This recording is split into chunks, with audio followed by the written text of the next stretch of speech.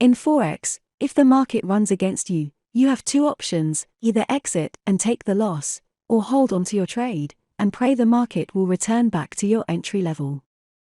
Of course, if you have a solid back-tested trading strategy, then you would definitely choose to exit and take the loss, according to your plan, if the market runs against you.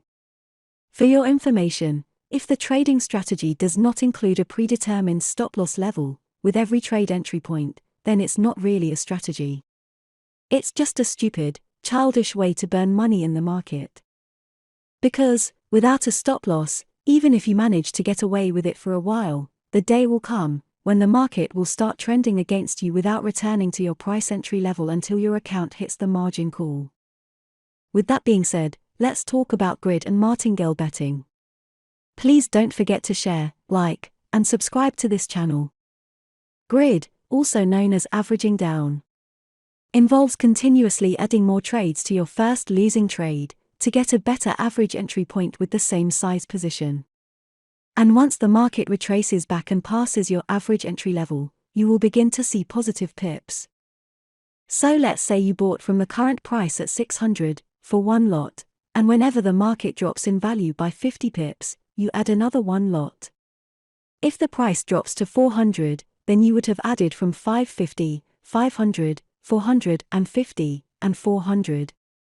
As a result, your average entry price level is 500, on a total of 5 lots. And the price will only need to jump back to above 500 for you to start making money. So if you bought from the 600 price level, for one lot, and the price goes up plus 20 pips, you would have made $200. Then, let's say, the price drops back to 520 level, and you buy again from the 600 level, then add from the 550 level. That means your total open loss would become $1,100. However, if the price continues to drop to 420, then your total open losses would become $4,200. Compared with the $200 you have made earlier. Yep, the risk-to-reward ratio is pretty bad. And the more the price drops, the faster things will spiral out of control.